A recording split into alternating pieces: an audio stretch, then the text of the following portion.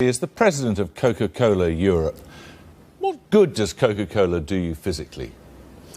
I think Coca Cola, as the introduction said, does have some sugar in it. It is energy. Is it an absolute necessity?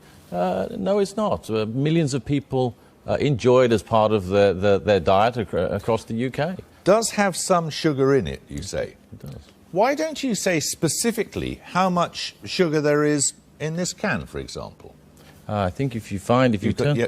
on the side you say 30, you have a percentage on there, don't you? Yes, right here on the front, it quite clearly calls out the amount of sugar in this can of Coke. And what does it say? 35 grams, which is 6 teaspoons of sugar, which is, about the same amount of calories as a cappuccino or half a croissant. So there is calories. And actually, what we're doing is to say, look, the information is here. We want to actually promote and make sure people do you imagine people know if they go to the cinema, and this is a small one, and there are big ones here too. You go to the cinema and you get a jug of Coke like this. Do you think people have any idea how much sugar's in it? And maybe they don't. And I think one of the things we need to do... Look at this. 23 sachets of sugar in that single container, the equivalent thereof. Now, that is a staggering amount of sugar, isn't it? That is why we're very focused, as one of the things we're doing, on getting the information out there. We're not trying to hide the information behind what's in a Coca-Cola Classic. To hide it. But there's zero sugar in a Coke Zero. Well, clearly, it's called a Coke Zero. But the Coke Classic, look at this one here. There's 44 packets of sugar in this one. 44! Indeed there are, and I think what we're saying is, look, we want to make sure that people have the information available to them so that they can make the choices, and if they don't want the big one, then fine, and that clearly is not one that's going to be for everyone. We want to make sure the information is available. We want to make sure there's more availability of more choices, whether it's smaller packages, as you had in your intro. Yeah, but whether it's 23 in something this size or 44 in something this size, each of which is to be consumed in one single sitting at a cinema, this is staggering, isn't it? Look, I think we do need to recognise that things need to change, that the bigger cups need to come down. I don't think that we are talking that the world can't change and the world doesn't need to move on. I think what it comes back to is we recognise that we need to play our part in helping to fix this very important issue of obesity. It's something that's come about from us taking in too many calories and not burning them off with activity, many things over many decades. And we're taking actions. We are promoting the information. As you point out, it is on the can. We're putting it in the advertising.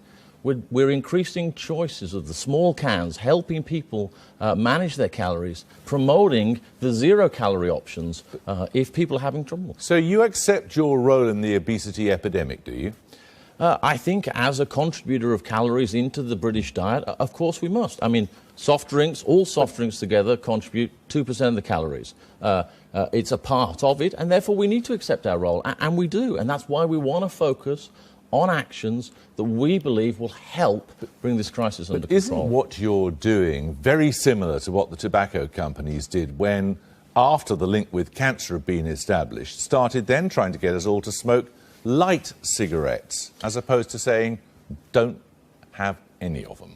I think there's a very clear distinction between tobacco and anything to do with food and drink, because in the end, there's no amount of tobacco that's good for you. It directly causes some of the disease, no amount. Whereas with food and drink, anything in moderation can work within your lifestyle. Maybe one of these packets in a cup of tea during the course of the day, or maybe even two. 23 in the smallest container at the cinema.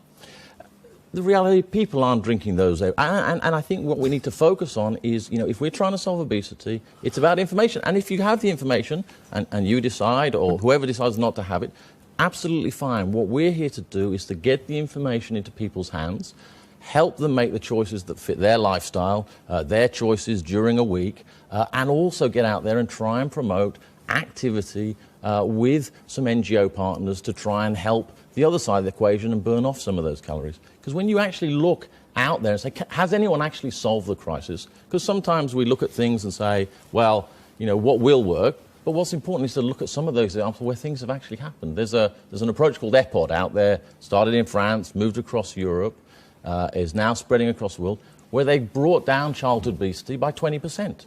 And it's not by taking some You could take a lead in eye-catching that, or simple measures. They did a number of things, bringing in private companies, health companies, local government communities, and brought down childhood obesity by 20%.